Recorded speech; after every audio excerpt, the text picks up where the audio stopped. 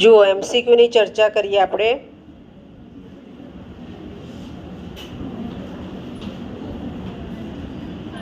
આ તો તમને નહીં ખબર હોય, મારે જ બોલવું પડશે જવાબ. સારું, ચલો. અમુક તો નહીં ખ્યાલ હોય.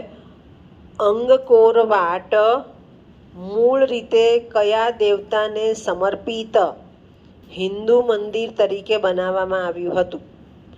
તો એના માટે છે અંકોર વાટ મંદિર છે. કોનું છે? ભગવાન વિષ્ણુનું. નોંધતા હોય તો નોંધી દો, અથવા બેન 100 આપે ત્યારે જોજો.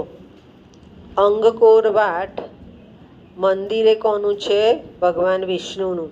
અને ત્યાર પછી નેક્સ્ટ જોઈએ, આવડવું જોઈએ. લેપાક્ષી મંદિર જે તેના ભવ્ય સ્થાપત્ય અને અદ્ભુત શિલ્પો માટે જાણીતું છે, તે કયા રાજ્યમાં આવેલું છે? લેપાક્ષી. હવે જો એમાં બીજો પણ જનરલ નોલેજનો સવાલ આવ્યો.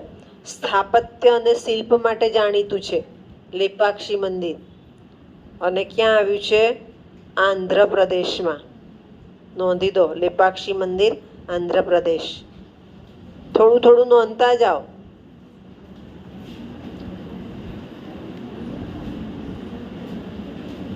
બીજી વિશેષતા બતાવી લેપાક્ષી મંદિરની. લેપાક્ષી મંદિરની વિશિષ્ટતા બીજાથી કઈ રીતે જુદી છે? તો તેમાં જે થાંભલો છે એ લટકતો છે. લટકતો થાંભલો એટલે ઉપરથી એને પકડી રાખ્યો છે, નીચે બેલેન્સ નથી. લટકતો થાંભલો છે. આ તમને આવડવું જોઈએ. આપણે હમણાં જ તહેવાર ગયો. જગન્નાથપુરી મંદિર 4 ધામ તીર્થ સ્થાનોમાંનું એક છે અને ભગવાન જગન્નાથને સમર્પિત છે. તે કયા રાજ્યમાં આવેલું છે? જગન્નાથપુરી ક્યાં છે? હમણાં રથયાત્રા જોઈને આપણે. ક્યાં? જગન્નાથપુરી મૂળ મંદિરની વાત કરું છું. એ જે અમદાવાદમાં થઈ તો જગન્નાથજીનું મંદિર છે, પણ જગન્નાથપુરી મૂળ મંદિર ક્યાં આવ્યું? હે ભગવાન, ઓડિશામાં પ્રખ્યાત મંદિર છે, મૂળ ત્યાંનું છે. અને એક બીજું પણ અહીંયા આપણે થયું છે, એ કદાચ મેં જોયું છે. ક્યાં કહેવાય? ત્રિમંદિર છે ને એની આગળ છે જગન્નાથજીનું મંદિર. એક બીજું અડાલજ જતા પેલો બ્રિજ આવે ને ત્યાં. ચાલો આગળ જોઈએ. જગન્નાથપુરી મંદિર સાથે કયો વાર્ષિક ઉત્સવ સંકળાયેલો છે? હમણાં જ બોલી. જગન્નાથપુરી મંદિર સાથે શું થાય છે? રથ ઉત્સવ, રથયાત્રા, રથ ઉત્સવ. બરોબર છે.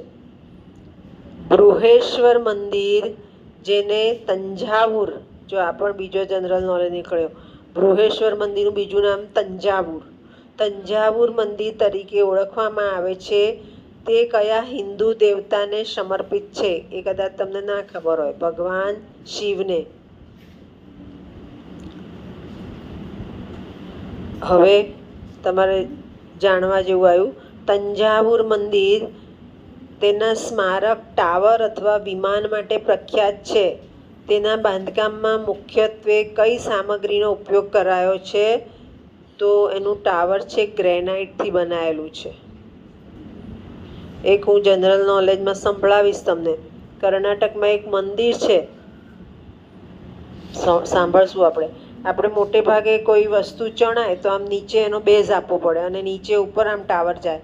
એ મંદિર આમ નીચે ટાવર છે, પછી ઉપર બેઝ છે. એટલે એ બધી અદ્ભુત વસ્તુઓ પૂછાય જ. હવે આ પણ આપણને આવડવું જોઈએ.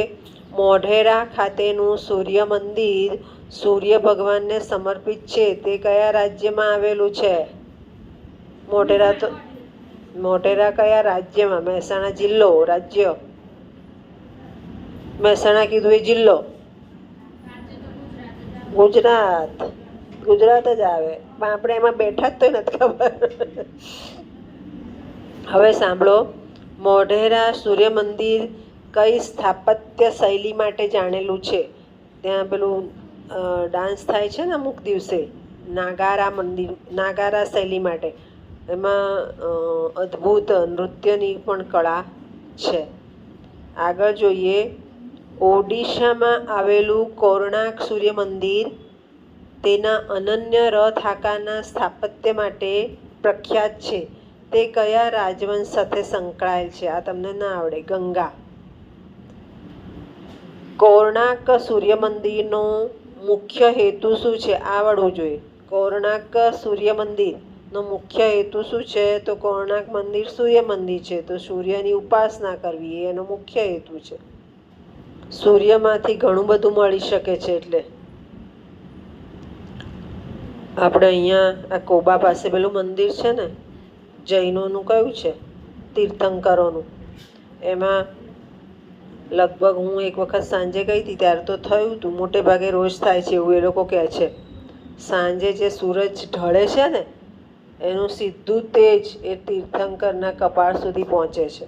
એટલે રચના એવી કરી હોય, નિર્માણ એવું કર્યું હોય. આવડવું જોઈએ આપણને. યુનેસ્કો વર્લ્ડ હેરિટેજ સાઇટ હમ્પીના ખંડેર તેમના ઐતિહાસિક સ્થાપત્ય મહત્વ માટે જાણીતા છે. હમ્પી ભારતના કયા રાજ્યમાં છે? કર્ણાટકમાં. કર્ણાટકમાં.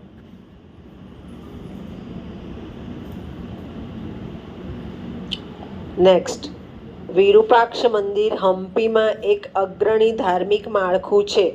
આ મંદિર કયા દેવતાની પૂજા થાય છે? આ ના આવડે કદાચ. શિવ ભગવાનની. હવે આવડે. લોથલ આપણે બધા જઈ આવ્યા છે, ન ગયા હોય તો જોવાનું. એમાં પ્રાચીન સંસ્કૃતિ છે. એક પ્રાચીન સિંધુ ખીણની સંસ્કૃતિનું સ્થળ કયા દેશમાં સ્થિત છે? હું હમણાં જ બોલી કે આપણે બધાએ જોઈ આવવાનું. કયા દેશમાં? ભારત દેશમાં. લોથલ સાથે સંકળાયેલ પ્રાથમિક આર્થિક પ્રવૃત્તિ કઈ હતી? તો વ્યાપાર અને વાણિજ્યની. ત્યાંથી વ્યાપાર થતો હતો અંગ્રેજોના સમયમાં. મોહેન્જો-દડો સિંધુ ખીણની સંસ્કૃતિના સૌથી જાણીતા શહેરોમાંનું એક છે. મોહેન્જો-દડો કયા દેશમાં આવેલું છે? હમણાં જ આપણે પેલું બંને વચ્ચેનું સિંધુ ખીણ બપુનું પૂછે છે આપણને. સિંધુ ખીણ તો કયા દેશને સાંકળે છે? હમણાં જ પેલું કયું ઓપરેશન થયું? સિંદૂર. એમાં નરેન્દ્ર મોદી સાહેબે કીધું ને કે હું પાણી બંધ કરી દઈશ. સિંધુ. અને ક્યાં? તો પાકિસ્તાન સાથે સંકળાયેલું છે.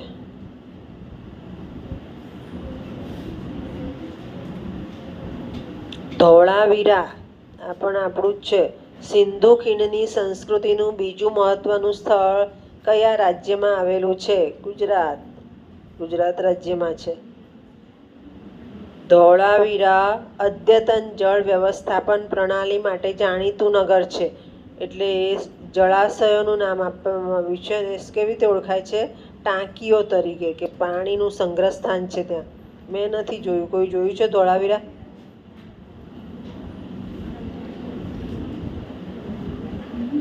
સંસ્કૃતમાં આયુર્વેદ શબ્દનો અર્થ શું થાય? આયુર્વેદ એટલે આયુર્વેદ દવાઓ લઈએ છીએ, પછી ઘણા બહુ કોન્શિયસ હોય, આપણે બધા છીએ તો હર્બલ ટ્રીટમેન્ટ લઈએ છીએ, હર્બલ બધું લગાવીએ છીએ. તો શું કહેવાય આયુર્વેદને? જીવનનું વિજ્ઞાન. આપણી સાથે સંકળાયેલું છે જીવનનું વિજ્ઞાન. આયુર્વેદ એ વિશ્વનું સૌથી જૂની દવા પ્રણાલીઓમાંની એક છે. નીચેનામાંથી કઈ સંસ્કૃતિ તેનો ઉત્તમ શ્રેય જાય છે? આપણી સંસ્કૃતિને. ભારતીય સંસ્કૃતિએ શોધ્યું છે આયુર્વેદ. આયુર્વેદ ભારતીય સંસ્કૃતિએ શોધ્યું છે. આયુર્વેદમાં કેટલી શાખાઓ છે? 4. આયુર્વેદની 8 પ્રાથમિક શાખાઓમાંથી એક નથી. સ્નાયુશાસ્ત્ર આયુર્વેદમાં નથી. અવાજ નહીં. આયુર્વેદનું આ મહત્વનું છે. આ મેં મારા પીએચડીના થીસીસમાં લીધું છે. આયુર્વેદના પાયાનું લખાણ કયા ગ્રંથમાં છે? ચરક સંહિતામાં. 2-3 ગ્રંથો એવા છે જે આપણા સંસ્કૃતના છે. ચરક સંહિતા, શ્રુશ્રુત સંહિતા. એમાં આપણને આયુર્વેદનું જ્ઞાન મૂળ આપેલું છે. ધારો કે કોઈને સ્કિનનો રોગ થયો હોય, આ ચરક સંહિતા અને સુશ્રુત સંહિતામાં છે, કોઈને સ્કિનનો રોગ થયો હોય અને મટતો જ ના હોય તો એને ગાયનું છાણ લગાડે તો મટી જાય. પછી આ મને અનુભવ છે, હું બહુ નાની સ્કૂલમાં ભણતી હતી ત્યારે પેલું નાના બાળકોને તૈયાર કરે ને એમ તૈયાર કરી હશે ને અહીંયા પેલો કંઈક ચાંદલો કર્યો હશે મોટો, તો મને અહીંયા ધાધર જેવું થઈ ગયું. તો ધાધર શેનાથી મટે? તમારું જે વાસી થૂક હોય ને એ લગાડી દો તો ધાધર મટી જાય. આ બધું આયુર્વેદમાં છે. હો ને, આયુર્વેદના પિતા કોને કહેવાય? ચરકને. ચરક વિદ્વાન છે, ચરક એ નામ છે. ચરક અને સુશ્રુત એ વિદ્વાનોના નામ છે. અન્ય મહત્વપૂર્ણ આયુર્વેદિક ગ્રંથ સુશ્રુત સંહિતા મુખ્યત્વે શેના પર કેન્દ્રિત કરે છે? તો યોગ અને ધ્યાન. ધ્યાન અને યોગથી આપણે આયુર્વેદ શીખી શકીએ. એનાથી પણ આપણું બોડી સારું રહી શકે. યોગ કરો કે ધ્યાન કરો એનાથી. 9:09 થાય એટલે મને પાછા કહેજો, હાજરી પૂરવી પડશે.